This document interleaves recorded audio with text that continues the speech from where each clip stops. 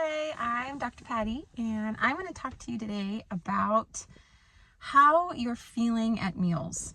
And so sometimes what can happen is we intellectualize meals, meaning you want to eat 50 grams of protein, or you want to have low fat or low sodium, or all of these things that can be really helpful and can be your ally.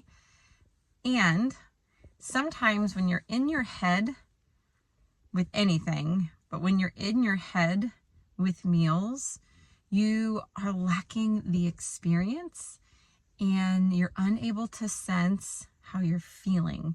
Your brain cannot feel anything. It intellectualizes, it gives us information, it's like a computer, but it doesn't give us anything about the experience. That's our body. And so we use our senses to experience things, which is touch and taste and sight and smell, sound, all of these things. And if we're checked out of the experience, you're going to be less present. And so part of the challenge with mindful eating is you're wanting to turn on all your senses, especially taste. And what does your food taste like? We do this really well, ages 0 to 5.